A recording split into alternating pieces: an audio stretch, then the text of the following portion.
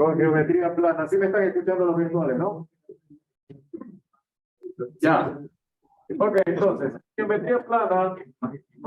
Tenemos el apartado de triángulos, cuadriláteros, perímetros y área de un polígono. La mayor cantidad de teoría de estos temas la encuentran en el libro. No la vamos a estar viendo aquí punto por punto. Primero, porque vamos a perder el tiempo. Y segundo, que en teoría ya debieron de haberlo leído.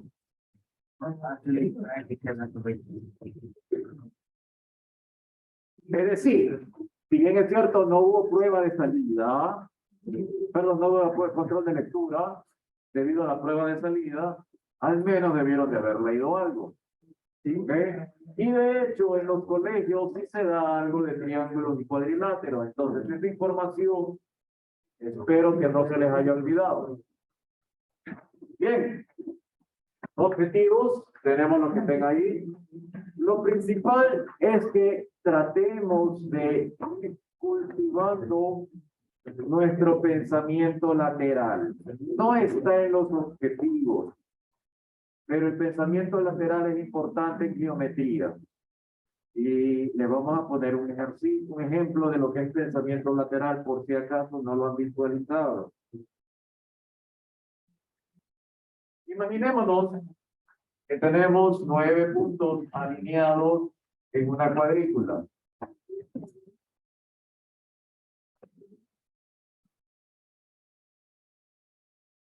Sin levantar el lápiz o la pluma, sin levantarla, deben de cubrir los 9 puntos de la gráfica con 4 rectas.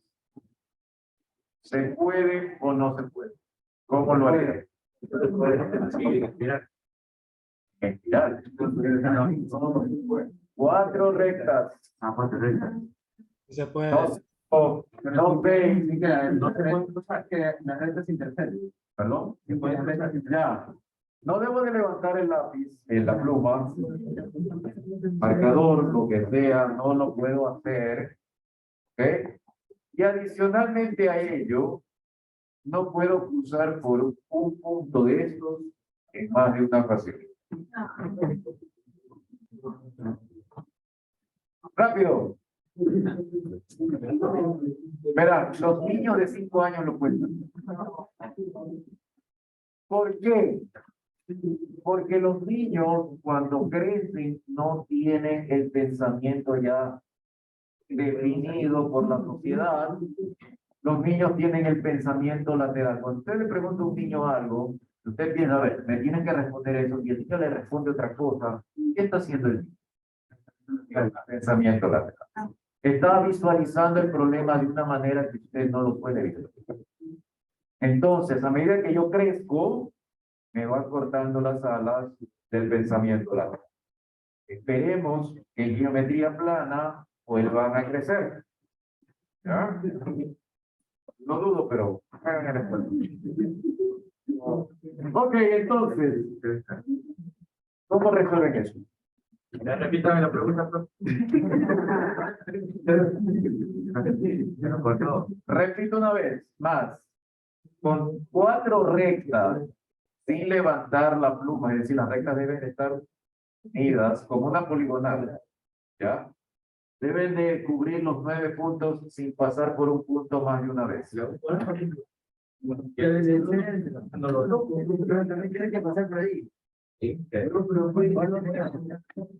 Pensamiento lateral por fuera.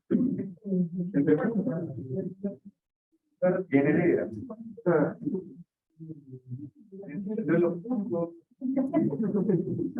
¿Quién tiene la idea ya?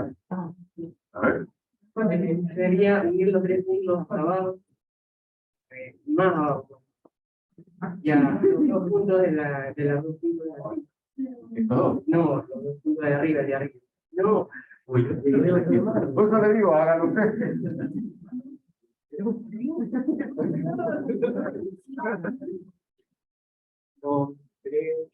Ya se toca. Solo que aquí son 2 veces. Sí. Y hay una ahí. Estuvo casi Solo que empezó mal. Siga. Lo que debió de haber hecho es no empezar por ahí. Está por acá. Está por acá. ¿Sí ve? O sea que en esa, cuando llega al final, no voy a tocar eso. Hasta ahí. Por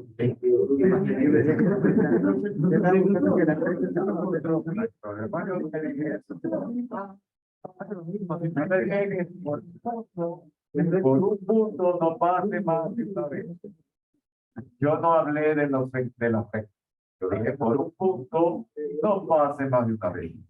Entonces, este problema normalmente las personas a medida que crecen en edad visualizan o se centran en esto. No ven más allá. Los niños sí lo ven. ¿Okay?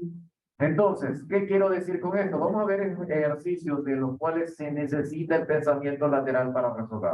Más rápido. Lo puedo resolver de la manera en que me enseñaron esto, y así, sí. Me voy a demorar 10 minutos en resolver un problema que me tomaría 2 segundos. ¿Ok? A eso vamos, a eso es lo que yo quiero que de nuevo ustedes vuelvan a pensar, traten de visualizar cómo resolver los problemas, al menos geometría.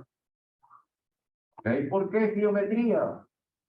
Porque geometría se les va a pedir bastante áreas, perímetros de triángulos, cuadriláteros, etcétera, etcétera, etcétera. Y en la tutoría tenemos algunos de ellos. Entonces, empezamos con triángulos. Esos son el cuadrito que está ahí, ustedes lo observan en el libro. Tenemos que los triángulos se dividen dependiendo de la longitud de sus lados. Tenemos escalenos e isósceles. A veces las personas piensan que el triángulo equilátero que está acá no es isósceles, y sí es isósceles. Pero, ¿por qué? Si el isósceles dice, es un triángulo que tiene 2 lados congruentes, y el equilátero tiene 3. Ajá, estamos correctos, sí. Pero la definición de isósceles no dice únicamente 2 lados congruentes. ¿Vale? ¿Será que el equilátero también se le porque cumple con la propiedad de los 2 ángulos? Por esto es cuestión de equidad, por 2 lados congruentes. Solo con eso. Ah, ya. La palabra único no está aquí en la definición de isósceles. Entonces, si no hablo de único, puedo tener más lados congruentes. Es como, por ejemplo, si yo les pregunto cuántos meses del año tienen 28 días. Todos tienen 28 días. No estoy diciendo cuántos tienen únicamente 28 días. Entonces, de la misma manera, se me aplica aquí, de tal manera que el equilátero es un isósceles. Solo que un isósceles es especial. ¿Ya? El isósceles es especial, ¿por qué? Porque además de los 2 lados, tiene uno más que también es congruente. También se puede visualizar por los ángulos, y aquí tenemos 3 disposiciones, rectángulo, acutángulo y obtusángulo. Pregunto a ustedes, ¿se puede tener un ángulo dentro de un triángulo ser mayor a 180? No. Por lo tanto, los ángulos dentro de un triángulo, físicamente hablando, van a estar en el primero y en el segundo cuadrante. ¿Estamos? Pero es que el ángulo me da por el cuarto cuadrante, o sea, incline el triángulo. ¿Ok? Porque en el momento en que yo coloco el ángulo por acá, el lado que estaba arriba pasa abajo. Y vuelve a ser un ángulo de 0 a 180. ¿Puede haber un ángulo de 180 dentro de un triángulo? ¿Por qué? ¿Se transforma en una? Recta. Ok. Con eso en mente, entonces, pasemos ahora sí a las cosas más importantes de los triángulos. ¿Por qué los triángulos se analizan más en el libro y luego vienen los cuadriláteros? Porque los triángulos en sí son, primero es la figura geométrica más simple de todas las que existen. Segundo, todo el resto de figuras geométricas pueden ser construidas por triángulos. Tercero, cuando se trata de reconstruir o construir cosas en la vida práctica, por ejemplo, en 3 dimensiones en una computadora, se usan triángulos, pero no se ven, claro, pues a medida que se hacen más pequeños los triángulos, la definición de eso que usted está viendo en pantalla en 3 dimensiones se hace cada vez mejor. ¿Okay? ¿El mundo está hecho por triángulos? Quizás. Si yo visualizo sus moléculas, sus átomos constitutivos de sus cuerpos, yo puedo unir esos átomos con triángulos. Así que, en definitiva, los triángulos son una parte importante y por lo tanto son más estudiados. Dentro de esta figura que está en el libro, visualizamos una característica de los triángulos que tiene que ver con sus bisectrices. Ya sabemos que es una bisectriz. Es aquella semirrecta que parte al ángulo en 2 partes iguales. Y esta propiedad que está aquí es que las 3 bisectrices se unen en un punto en común llamado incentro. ¿Y por qué es esto? Si yo tengo un ángulo cualquiera y lo parto a la mitad, cada punto de esta semirrecta que está partiendo a este ángulo, por ejemplo aquí, equidista de ambos lados que construyen el ángulo de esta manera. Cada punto equidista del lado A, del lado B. Por lo tanto, si equidista cada uno de los puntos, puedo coger un punto cualquiera y crear una circunferencia. ¿Okay? Esta circunferencia tendrá obviamente como tangente a estos lados de este ángulo que ha sido partido en 2.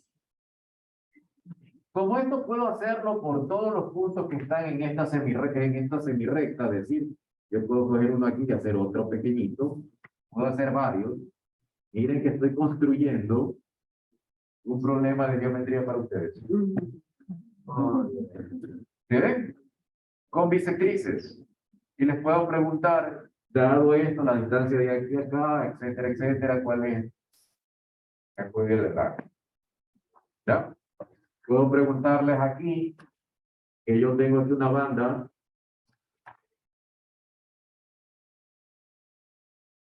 ¿Cuál es la longitud de esa banda? Ya está construido un problema de examen.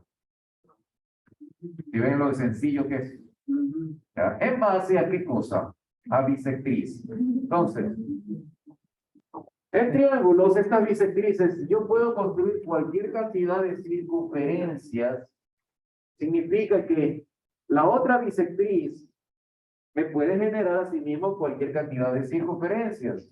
Pero si 2 bisectrices se están uniendo en un punto, significa que de todas estas circunferencias, una, y solamente una, es especial. Es exactamente la circunferencia, ¿ok? Que vendría a tocar los 3 lados del triángulo. A esta circunferencia tiene su centro en un punto llamado incentro. Porque in está adentro del triángulo. Pero yo puedo poner cualquier circunferencia dentro del triángulo. Esta que está aquí, por ejemplo, si este triángulo, yo formo aquí un triángulo, las 3 están adentro. ¿Ya? Las 3 están adentro. Pero se dice que esta de aquí es especial por esa característica. Mientras estas están adentro, esa es la única cuyo centro está justamente en la bisectriz de los 3 ángulos. ¿Ya? Incentro. La circunferencia se encuentra inscrita. Escuchen la palabra, inscrita.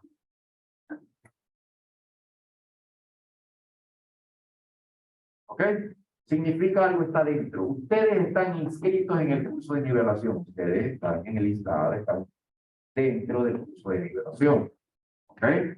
Sin embargo, existe otra característica, como otras rectas, ya no el centro, ya no la bisectriz, que se llama la mediatriz y su circuncentro.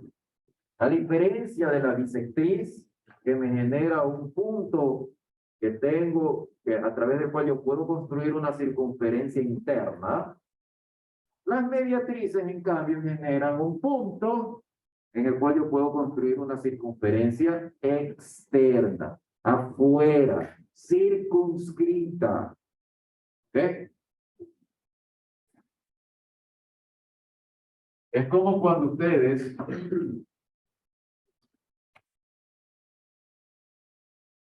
van ahora, el próximo año, a realizar la votación. Cada uno de ustedes está registrado en una mesa, ¿no? Esa mesa está circunscrita a un lugar, o mejor dicho, a una región de una parroquia. La circunscripción delimita un lugar, crea una zona. Entonces, por eso la circunscripción aquí significa colocar la circunferencia afuera. ¿Delimitando a quién? Al triángulo. ¿Ok? La mediatriz, ¿cómo se construye?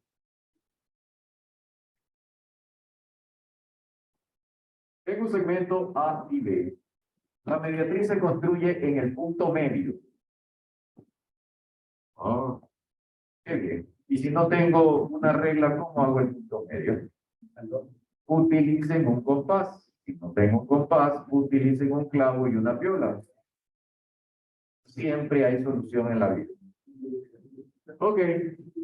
Punto medio. Si tengo un compás, pongo el punto aquí en medio y trazo una cosa arriba, una cosa abajo, marco, pongo el punto acá del compás y hago lo mismo, y donde se cruce, por ahí trazo mi mediatriz. Esa es la manera en que se construye una mediatriz. Lo interesante de la mediatriz es que cualquier punto de la mediatriz, cualquiera que usted escoja, tiene la misma distancia que A que de B. Todas, cualquiera.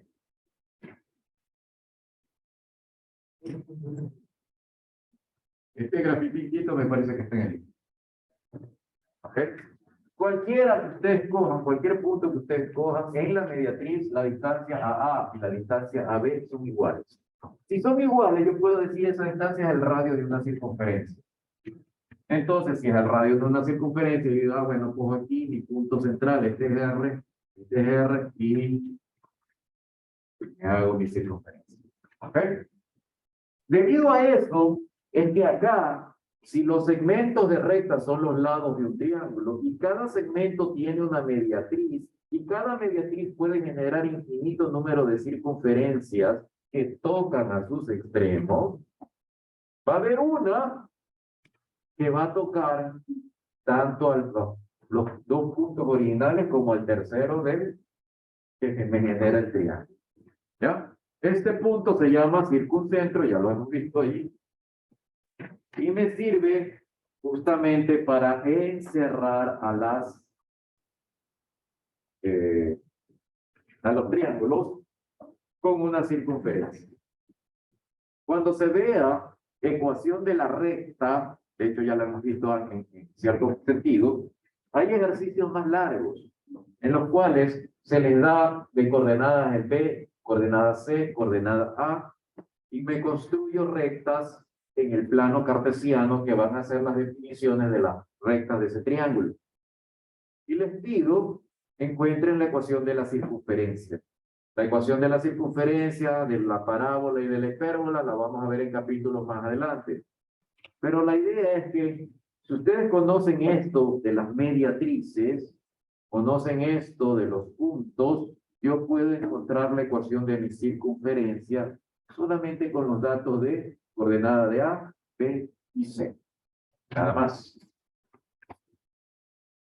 Bien, eso es un spoiler de algo que vamos a ver más adelante. De hecho, en los ejercicios, si no me equivoco, Pero, profesor, más fácil es en la general, ¿verdad? sí, Ya vamos a ver más adelante la ecuación general de la parábola, la hipérbola y la elipse, que sería una circunferencia un poquito arrumbada. Bueno, otra cosa que necesitan ustedes visualizar es el ortocentro y las alturas. ¿Qué es el ortocentro? Es el punto en el cual las alturas relativas se cruzan. En este caso, se encuentra allí. A diferencia de el incentro y del circuncentro, este punto ortocentro no me va a generar un gráfico y una circunferencia que va a tocar a un punto, etcétera, etcétera, etcétera. Pero me sirve para otras cosas. ¿Ok? Algo que está en el libro, que espero hayan leído, es que este punto H puede estar adentro como puede estar afuera. ¿Ya? ¿Cuándo está afuera ese punto? ¿Qué creen ustedes? ¿Cuándo está afuera? Cuando el triángulo es obtusángulo. Así es. ¿Por qué?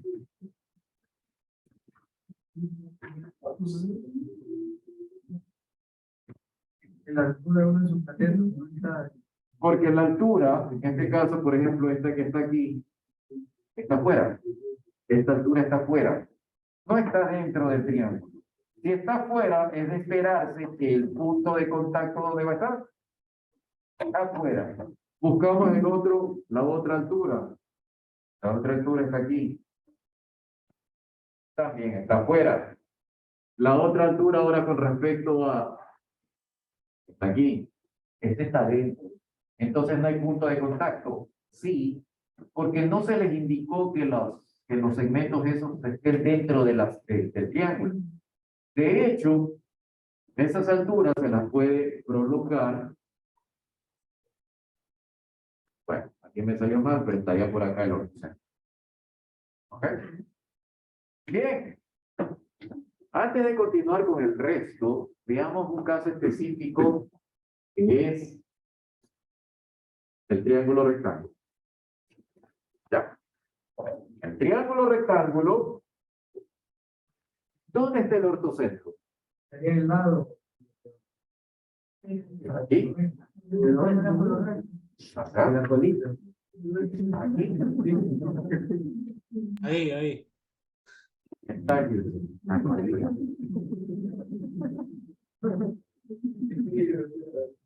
¿Ya? ¿Ya está claro?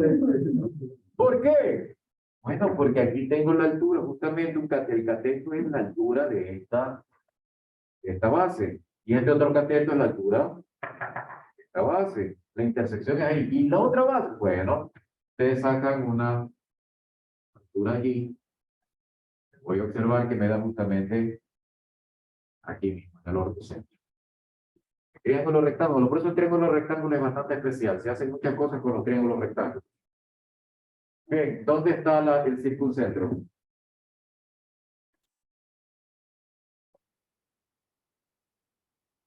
Mediatriz.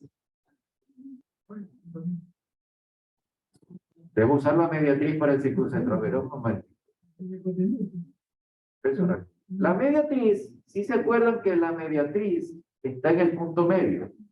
¿Ok? Primer punto. Segundo, la mediatriz es perpendicular al lado de donde estoy sacando la mediatriz.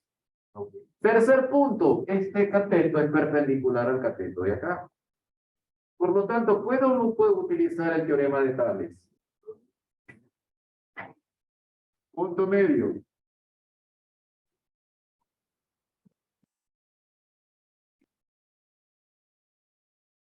Este cateto es paralelo o no a la mediatriz de este otro cateto. Sí, ¿no? Por el teorema de Tales, si yo digo que esto es a medios, esto de aquí es a medios. ¿Ya? Bueno, no es por el teorema de Tales, es básicamente porque estoy sacándolo la mitad. Pero por el teorema de Tales, ¿qué puedo decir con respecto a estos dos segmentos? Si esto vale C.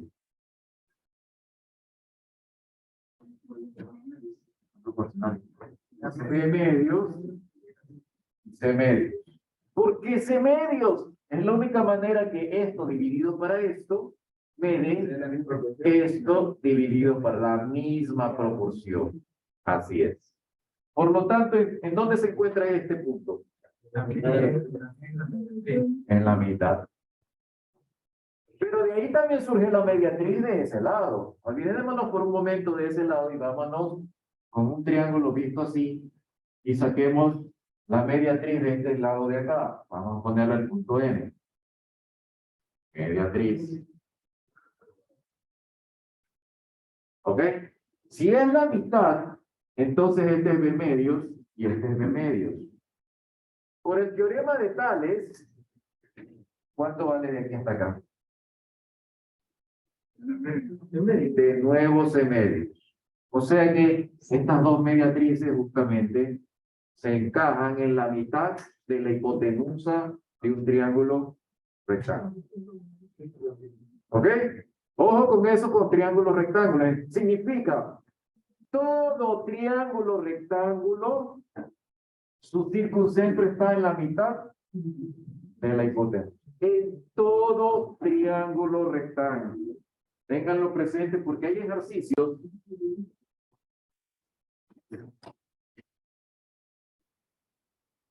en los cuales se les hace este gráfico, se les da la diagonal de una circunferencia y se les dice que I acá. ¿Ya? Entonces ya con eso ustedes más o menos visualizan de qué estamos hablando. ¿Ok? Ojo con este tipo de ejercicios. Más adelante vamos a ver esto y de hecho hay una propiedad con respecto a este ángulo y con respecto a este otro ángulo de acá. Pero eso lo vamos a ver más adelante. Ok, entonces, ortocentro, circuncentro, perdón, sí, circuncentro. Y el siguiente, el baricentro y sus medianas. ¿Qué es el baricentro? El baricentro es lo que se conoce como el centro de gravedad. ¿Ya?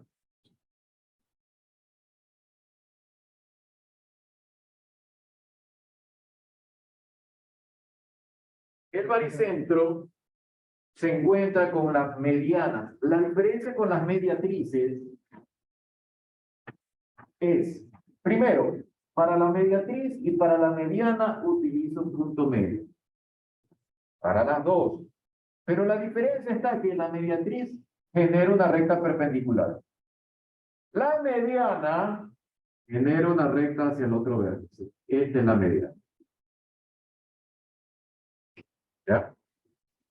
La intersección de las tres medianas me da el centro de gravedad del triángulo. ¿Y por qué es importante este centro de gravedad? Porque en física se pueden encontrar el centro de gravedad de cualquier cosa, haciendo, o mejor dicho, buscando los centros de gravedad de los triángulos que pueden construirse de cualquier objeto. Ejemplo.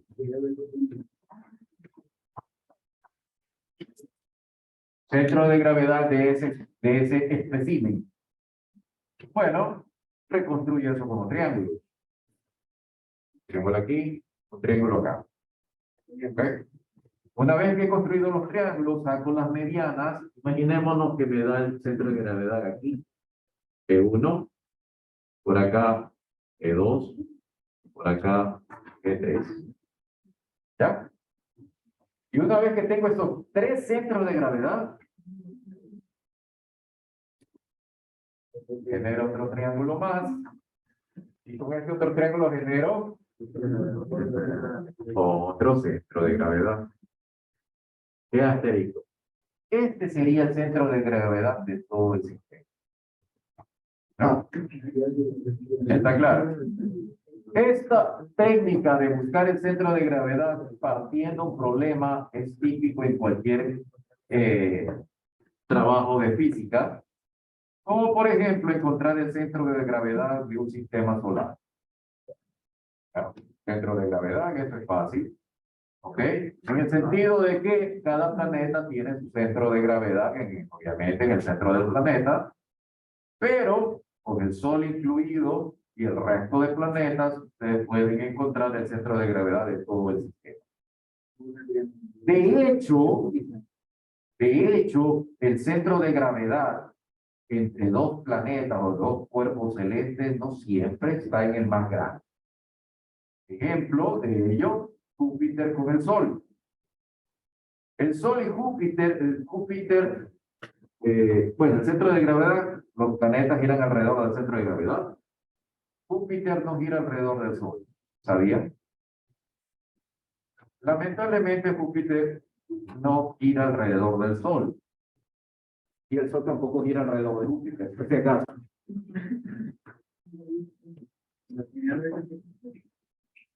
Debido a que Júpiter es demasiado grande, aquí está el Sol y aquí está Júpiter, su centro de gravedad está aquí.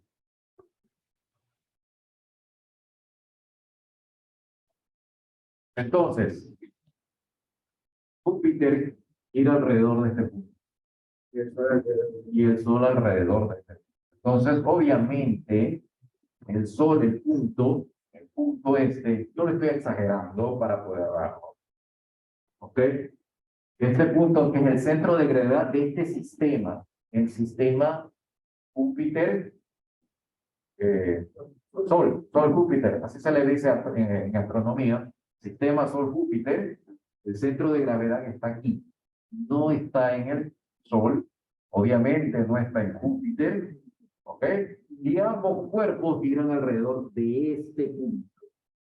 Por eso es que la estrella solar, el Sol, bambolea. Toda estrella tiene ese bamboleo si es que tiene un cuerpo masivo como Júpiter. ¿Ya? ¿Por qué? Porque lo saca de quicio.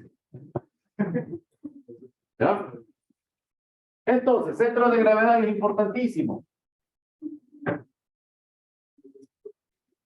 Obviamente la Tierra con el Sol, su centro de gravedad, la Tierra tampoco gira alrededor del centro del Sol. Pero el centro de gravedad está dentro del Sol mismo y bueno, nosotros comparados con el Sol no somos nada.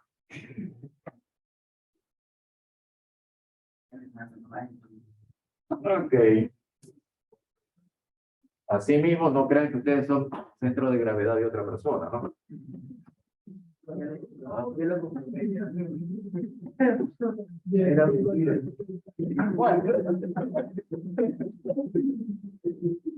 Adicionalmente a eso, los triángulos tienen una serie de teoremas que ustedes van a ver en el libro. He tratado de poner los más importantes, pero el libro está lleno de teoremas. Tienen que leerlos todos. Uno de los teoremas que son importantes es el primero que dice que en todo triángulo rectángulo, no en cualquier triángulo. En todo triángulo rectángulo, y bueno, yo no lo dibujo como está en el libro, porque normalmente uno cuando visualiza un triángulo rectángulo lo visualiza así. El libro lo pone acostado. ¿Ok? Me dice que si yo tengo aquí una hipotenusa de mi triángulo rectángulo y genero en esta hipotenusa su altura relativa a la hipotenusa, esta altura lógicamente va a dividir a esta hipotenusa en dos partes. De aquí para acá y de aquí para acá. Estoy poniendo los mismos valores que tienen allá arriba. Entonces, cuando se genera esto, yo puedo multiplicar ambos, sacar la raíz cuadrada y eso me da h. ¿Ya? Es una técnica, una fórmula rápida para encontrar problemas. Problemas en los cuales me hablen de un triángulo rectángulo, me hablen de una altura relativa a su hipotenusa y de esta manera puedo encontrar rápidamente algún valor de h si es que me dan a y b. ¿Está claro? Si me dan a y b, puedo encontrar eso. Bien, el siguiente es el teorema de Seba. Por cierto, me olvidé de corregir. El teorema de Seba es un teorema en el cual me dice, ¿sabes qué? Yo tengo un triángulo cualquiera. Ese de ahí es un triángulo cualquiera, un triángulo que no es ni triángulo isósceles, no es cualquier triángulo. Si a cada vértice yo le lanzo una semirrecta de tal manera que genere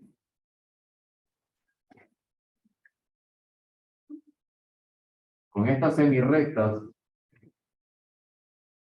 genere cortes en los segmentos o lados opuestos, voy a generar cortes, ¿ok?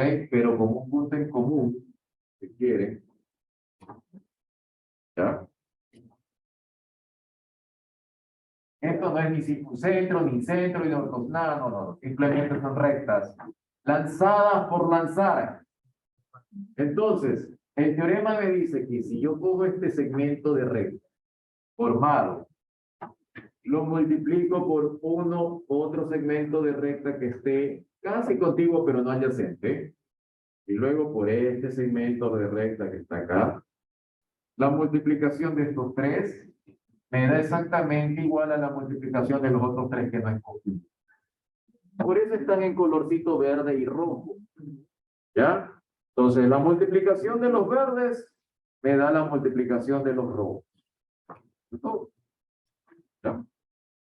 ¿Teorema de Seba se puede aplicar? Claro. Imagínense un problema en el cual yo le meto un triángulo en un plano cartesiano. Estoy ahorita inventando. Y dentro de ese plano cartesiano yo hago rectas que me generen justamente esos cortes. Como tengo el plano cartesiano, puedo obtener estos segmentitos de aquí, ¿ok? Y puedo encontrar los otros segmentos en base a esa multiplicación. ¿Ya? Este es el teorema de Sebas. Y este es el que debería de corregir. No es teorema de Sebas, sino teorema de Menelao. Hice un copy-paste. Y me olvidé de cambiarle el título. En el teorema de Menelao me están diciendo, este Menelao dice, a ver, ya Sebas se me adelantó. Y como yo quiero salir a la historia, me voy a inventar un teorema. Así que si ustedes quieren inventarse un teorema, invéntenselo, demuéstrenlo y gánense el premio Nobel de Matemáticas. ¿Es algo que viendo un proyecto de fútbol? No, solo se gana $1 millón. No. Ok, con eso no necesita entrar en la escuela. Bien, entonces en el teorema de Menelao me está indicando, no importa el triángulo que yo tenga, si yo este triángulo lo decapito, lo atravieso, lo hago como una recta transversal, cualquiera, ¿ya? Esta recta transversal me va a dividir los lados del triángulo en 6 segmentos. A ver. Pero ya acá no está dividido. Entonces, para esto, Menelao dijo, no te preocupes por eso. Extiéndelo. Ya. Entonces, extiendo el lado que no está tocando la recta transversal y obviamente lo va a tocar. Entonces, ¿cuántos segmentos hay? 1, 2, 3, 4, 5, 6. ¿Está claro? Entonces, así mismo como se hizo con el teorema de Seba, el teorema de Menelao, lo mismo, pues los dos tipos se estaban copiando. La multiplicación de 3 segmentos verdes me da la multiplicación de los otros 3 segmentos en rojo. ¿Ya? ¿Está claro? Entonces, estos dos me sirven para resolver uno que otro problema. ¿Cuántos problemas se han realizado en el curso de nivelación con estos dos teoremas? 2 o 3 máximo en los tantos años que ya llevo dando cursos. No es muy utilizado, pero es un teorema que deben de tener en cuenta. Lo último, el teorema de Pitágoras, no le he puesto gráfico porque ya eso es...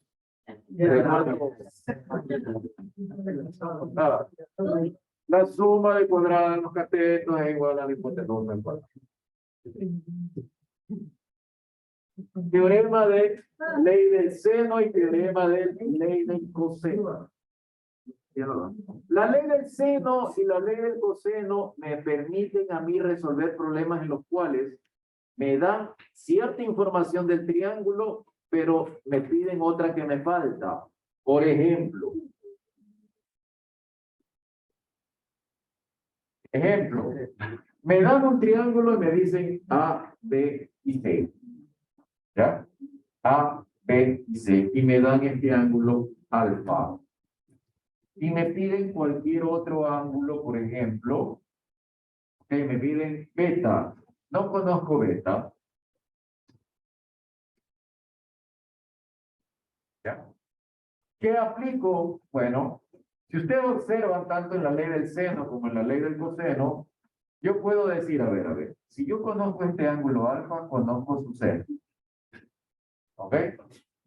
Conozco este lado que está opuesto.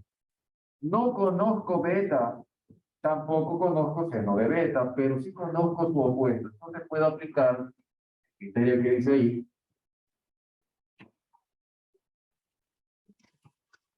Seno de alfa sobre A es igual a seno de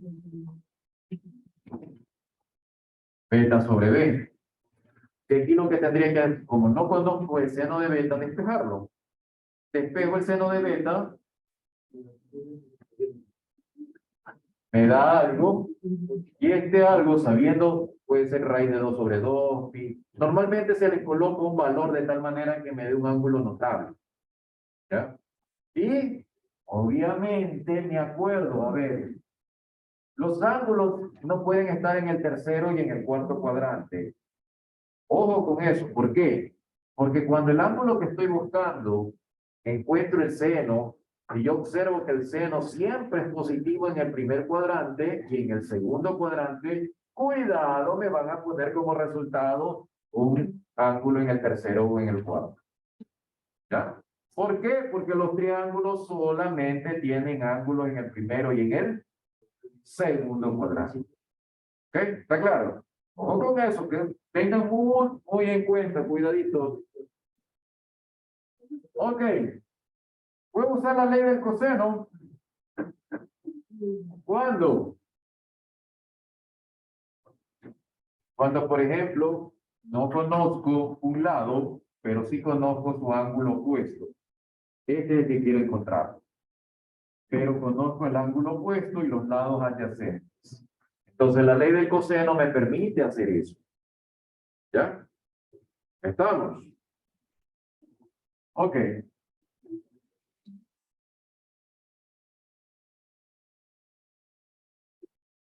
Ojo con esto.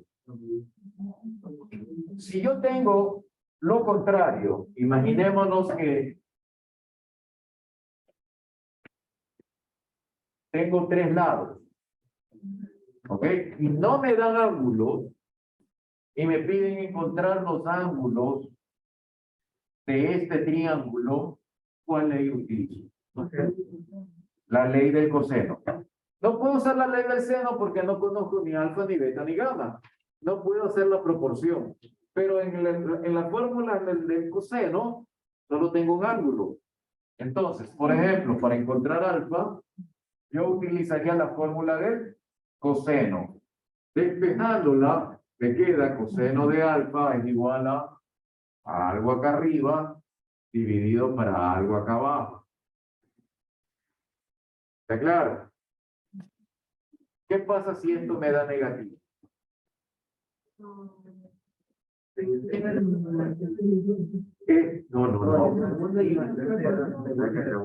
No, no es tercero. Si esto es negativo, y cuando ustedes vayan a hacer el despeje y les da un valor negativo, estoy en el segundo cuadrante. Por lo tanto, alfa es obtuso. Ya es un ángulo obtuso. Ojo con eso. Si esto me da positivo, entonces estoy en el primer cuadrante. Ángulo alfa es agudo. Ojo con eso. Los números que me dan aquí me dicen si este ángulo es agudo o obtuso. Veamos ese ejercicio. Está resuelto ahí de hecho. Justamente la tutoría número, ¿vale? Estamos 26. El ejercicio 1 me están diciendo esto. Tengo 3 lados. Es lo que me está diciendo, 3 lados cualquiera. Me piden si es verdad que uno de los ángulos mide 75, otro mide 30, etcétera, etcétera, etcétera. ¿Qué me están preguntando? Busquen los ángulos aquí adentro. Entonces, ¿de qué me baso para encontrar los ángulos? De la ley del coseno. Ahí está la ley del coseno. Para el ángulo alfa, beta y gamma. Si usted ya encontró 2, ya no necesito hacer para el tercero la ley del coseno. ¿Por qué? Alfa más beta más gamma 180, así que simplemente resto. ¿Ya? ¿Está claro? Sí. Ahora, si usted quiere perder el tiempo, piérdalo, no hay problema. Para mí es mejor, se pierde el tiempo, no hacen temas, tienen 0, más fácil calificar.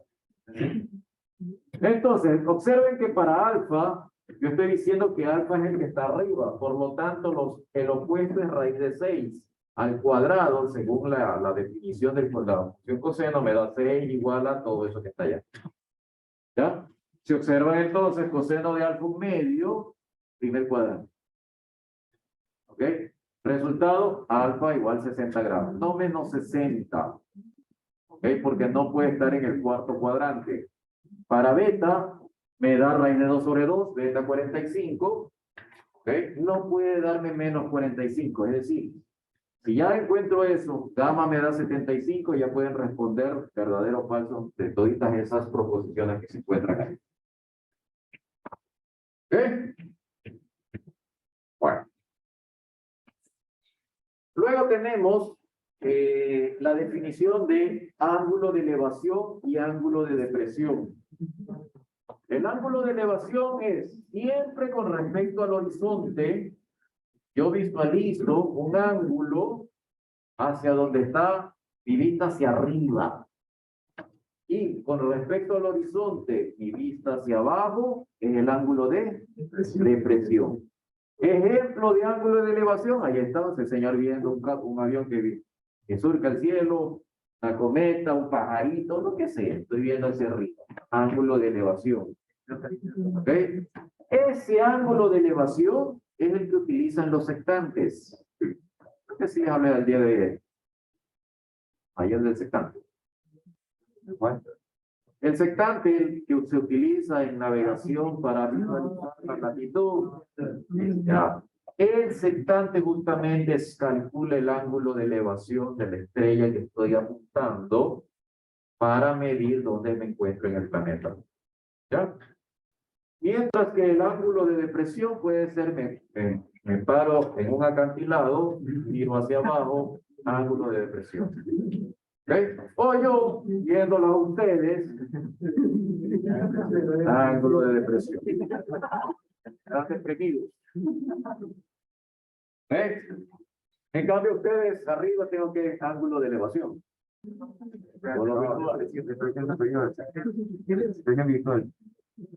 Bien. Con eso y otras cosas que no he puesto allí, ustedes deberían de leer todo ese capítulo de geometría plana de triángulos, porque hay bastantes teoremas y cositas que no están en esos cuadraditos. Por si acaso están en la zona blanca. Léanlos todos. Cuadriláteros, entonces, ¿cuáles son los cuadriláteros? 4 lados, básicamente. 4 láteros, lados.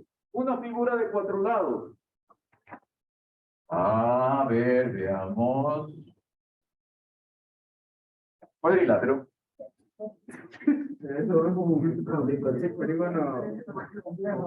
Exacto. Esto es lo que no vamos a ver.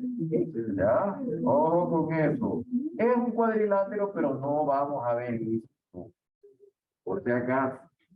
¿Cómo lo resuelvo? Como que cuadrilátero. 2 triángulos. Y ya está. Bien, entonces, el trapecio, ya sabemos cuál es la idea del trapecio, ya sabemos que es un trapecio isósceles y un trapecio rectángulo, ¿no? Bien. Además del trapecio isósceles y el trapecio rectángulo, viene el trapecio genérico, que es aquel trapecio que no es ni isósceles ni rectángulo. Ejemplo, estos de aquí no son iguales, por lo tanto no es isósceles. No hay un ángulo recto, por lo tanto no es un trapecio rectángulo. Entonces este es el normal, el común y silvestre. También deben ustedes visualizar lo que es el teorema del segmento de los puntos medios, que está en el libro. Teorema del segmento de los puntos medios. Nada, heavy. Algo tiene que ver con esos puntos. Ustedes revísenlo en el libro. Espero que ellos lo hayan revisado. Luego tenemos el paralelogramo. Y dentro del paralelogramo tenemos el rectángulo, rombo, cuadrado y romboide. Cuidado con estos valorcitos de ahí. ¿Qué es un romboide? ¿Y qué es un rombo?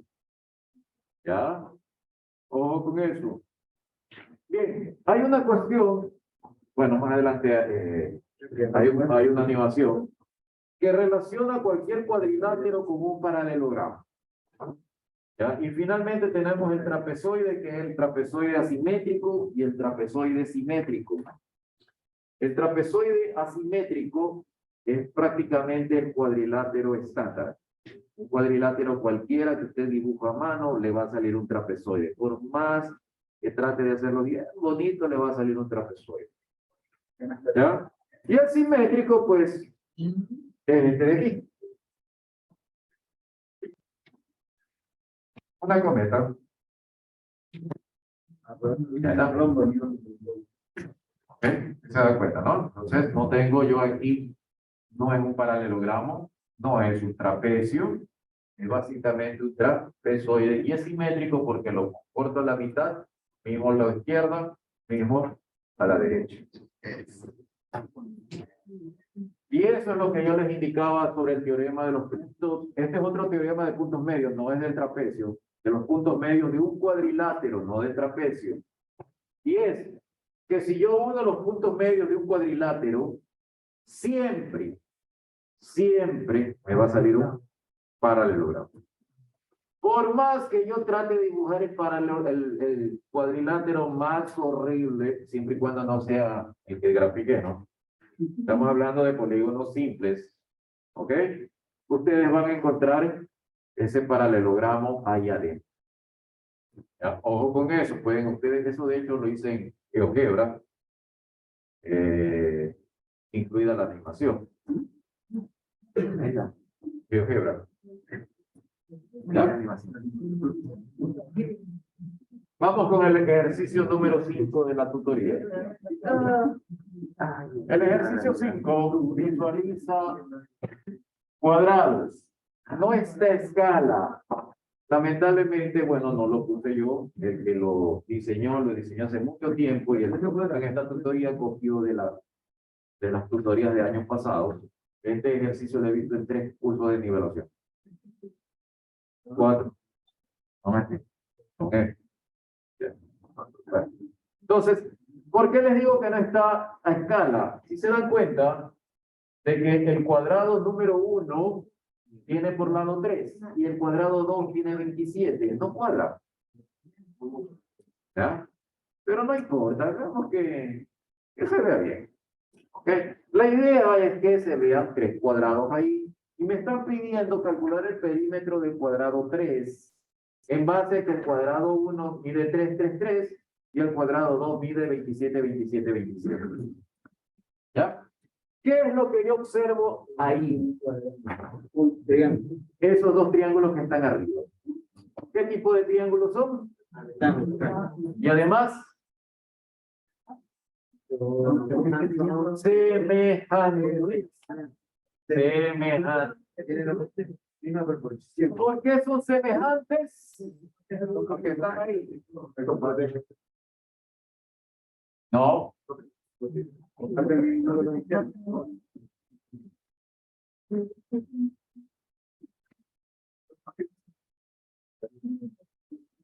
El criterio de semejanza en triángulos, recuerden que dice, si yo tengo dos triángulos con dos ángulos iguales, como he dicho, sí, alfa, alfa, este de acá no me interesa. Alfa, alfa, recto, recto, ambos son semejantes, no congruentes, porque yo no sé si son iguales. Son semejantes. Entonces, si son semejantes, ¿puedo aplicar proporcionalidad en ambos? Claro. Bien. Vamos a escribir primero los valores. Yo tengo ahí cada uno de ellos. ¿Por qué puse un 24 allá? Es la diferencia, ¿no? Para llegar a 27, 24, o sea, en ese pedacito chiquito de ahí 24 unidades. Y por eso le digo, no está a escala, pero no importa. Y allá, como no conozco, le digo que vale X. ¿Ya? Entonces, tendría 27 más X, 27 más X el lado del cuadrado grande, el cuadrado 3. Adicionalmente a eso, ya habíamos visto que esos ángulos son iguales, por lo tanto esos dos triángulos son proporcionales, por lo tanto yo puedo decir la proporción de entre los catetos, que es justamente tangente de alfa. ¿Voy a sacar alfa? No. Lo puse ahí para que visualicen que la trigonometría también se cola por todos lados. ¿Ok? Me interesa la relación, la proporción que tengo entre 24 y 3.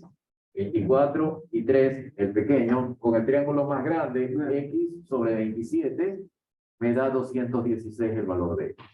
¿Esa es la respuesta? No. Me están pidiendo el perímetro. Por lo tanto, el perímetro es 4 veces 27 más eso. 972. Miren el ejercicio fácil, más se demora en escribirlo que en hacerlo. ¿Ok? ¿Preguntas? ¿Está claro? Sí, ¿Cómo sabemos que es el mismo ángulo? ¿por qué? Esto de aquí, que está aquí, yo lo puedo visualizar. Es porque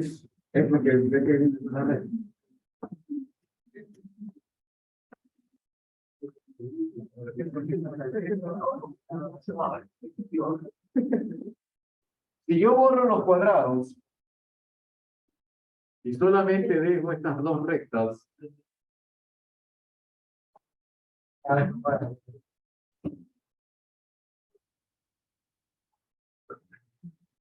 ¿estoy hablando de alternos internos o no? Perdón, no alternos internos. Conjugados. Alfa, alfa. ¿Ya? Por eso es.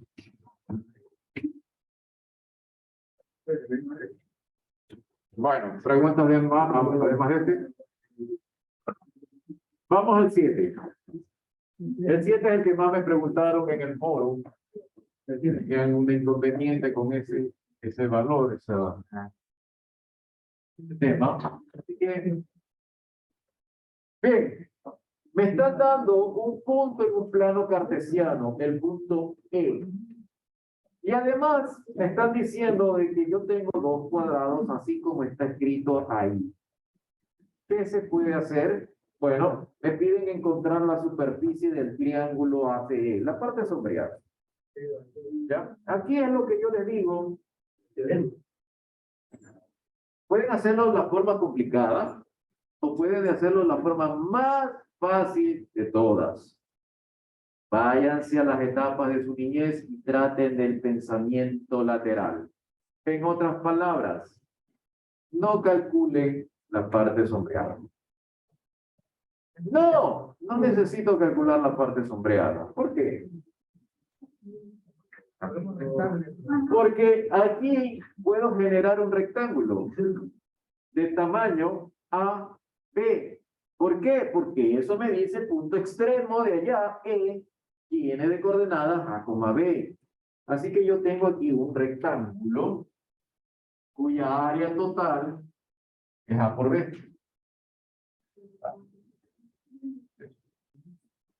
¿Sí? ¿Está claro? ¿Y qué tal si en lugar de calcular el área sombreada, calculamos lo otro que no está sombreado. Rectángulos verdes. ¿Por qué los rectángulos verdes? Porque los rectángulos verdes son triángulos perdón, los triángulos verdes son rectángulos y es más fácil encontrar base y altura. En cambio, la parte sombreada, ¿cómo encuentro la base y la altura? Tengo que empezar a ver raíz cuadrada, que la hipotenusa, que no sé qué, que no sé cómo, hasta encontrar la altura y la base. Así que, por pensamiento lateral, olvídense de la área sombreada, céntrense en lo de afuera. Lo de afuera me está diciendo que esos triángulos, yo los puedo calcular de esa manera. La primera, miren, eso lo estoy restando. AB es esta área. Menos. Los otros menos que están ahí son cada uno de los triángulos que están ahí. Eso es todo. Obviamente rompo paréntesis y encuentro lo que está abajo. ¿Ya? Hay otra cosa importante aparte de eso. Observe que el valor de X con respecto a A, eso es lo que estoy diciendo allá, A menos X, y a A yo le resto X, me va a quedar el lado del cuadrado grande. ¿Y el lado del cuadrado grande cuánto vale? B. La altura, como es cuadrado, entonces lo que está abajo es lo mismo de lo que está arriba. Por eso es la línea que dice en medio A menos X igual a B. Ya repito, y yo tengo este cuadradito y este cuadrado de acá.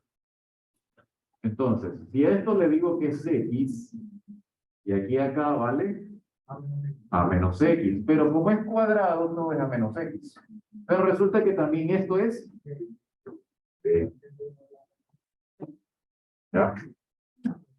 Entonces, bueno, la respuesta sería la número D. ¿Ya? Pensamiento lateral.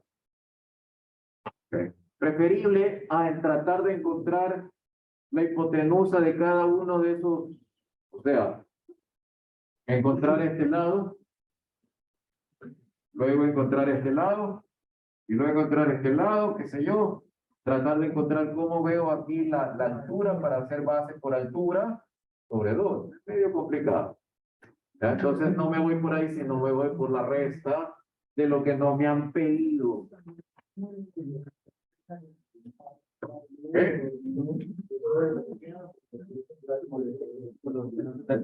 ¿Qué? Vamos con lo siguiente. Esto lo puedo hacer por pensamiento lateral. También, ¿no? Sí. Se restan las áreas de los triángulos rectángulos del área total que es 4, ¿no? 2 unidades es la altura, por lo tanto el área total de ese cuadrado es 4. Entonces, cojo el 4 y lo resto, le resto el triángulo pequeño con el triángulo grande y ahí está mi respuesta. Entonces, ojo, si es 2 unidades, cada pedacito vale 1, porque me estás diciendo que los puntos M y N son los centrales. Y ahí está toda la respuesta. De hecho, para poner algo, les puse 1 por 1 sobre 2 para tener algo que escribir. ¿Ya? El área sombreada es 3 medios. Eso es todo. Por supuesto. 3 medios, un cuadrado.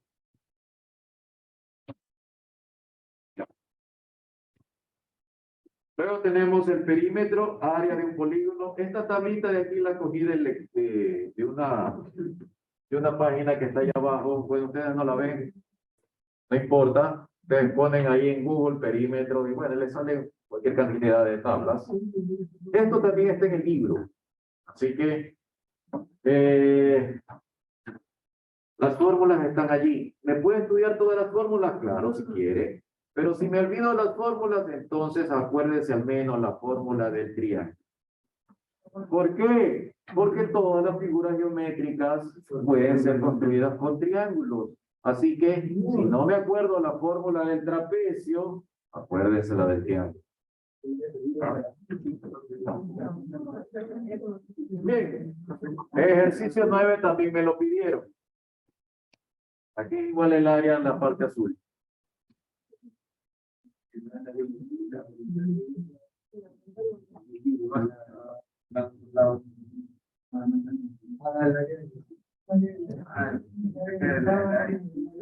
Les advierto que esto se resuelve en un segundo. A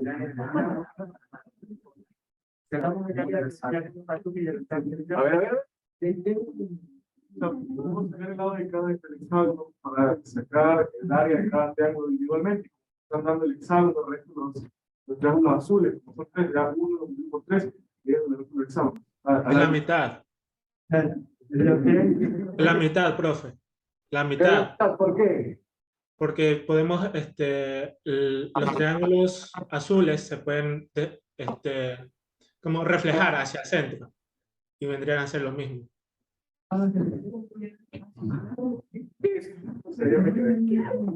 Si se dan cuenta que esos rombos están formados por un triángulo blanco y un triángulo azul.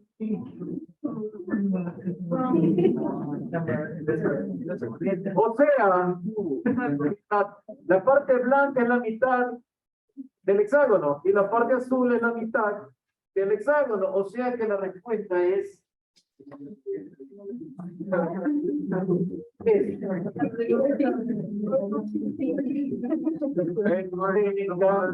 tenga cuidado. Más es escribir el problema que resolver. ¿Ya? Ojo con eso. Ayúdense viendo, obviamente las líneas rojas no están, yo se las agregué para visualización. ¿Okay? Pero ayúdense de esa manera para que no pierdan el tiempo en los problemas. Este es otro que cuando yo veo un gráfico de una función trigonométrica en plano cartesiano, ya me vengo abajo. Ya no lo puedo hacer. Que no crean. Porque lo único que hay que hacer con este ejercicio es ver yo qué es lo que conozco de trigonometría, en este caso, qué conozco de la función seno, en este caso, este seno la altura viene de aquí. ¿Cuánto es el periodo?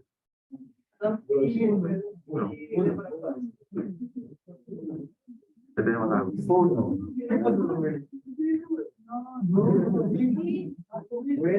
Bueno, un universo paralelo puede. Ok, entonces, como tengo el periodo 1, ojo, no estoy poniéndole el valor absoluto todavía. Es a esto que es periodo 1. ¿Por qué no le pongo el valor absoluto? Porque me interesa ver hasta dónde llega allá. Como es de periodo 1, esos serían los valores típicos. En un cuarto llego a la parte superior, en un medio cruzo el eje de las X, en 3/4 llego abajo y en 1 llego a la parte derecha. Por lo tanto, el trapecio tiene de bases un medio arriba y 3 medios abajo. ¿Por qué un medio arriba? Un cuarto con un cuarto del otro lado. ¿Por qué 3 medios abajo? 3/4 más 3/4. Y ya tengo mis bases. Ahora me acuerdo la fórmula del área del trapecio. Base mayor más base menor por la altura. ¿Cuánto vale la altura? 3, 6. Altura 6 sobre 2. Total. Perdón, ¿por qué la altura 6? Porque la amplitud del seno es 3. Entonces, subo 3 y bajo 3, total 6. ¿Ya? Por supuesto que como profesores vamos a pensar, capaz este estudiante piensa que en lugar de multiplicar por 6 es por 3, así que va a haber un ejercicio con este valor. Bueno, ¿preguntas hasta aquí? Eso sería todo con respecto al día de hoy. Recuerden las conclusiones, traten de cultivar su pensamiento lateral. En áreas sombreadas especialmente, no se centren en el área sombreada, que hay alrededor. Puede ser que alrededor haya algo que les permita resolver el problema más rápido. ¿Ya? El día de mañana, el día viernes, vamos a ver entonces circunferencias, círculos, polígonos y bueno. Ay, no. Ya, nos vemos.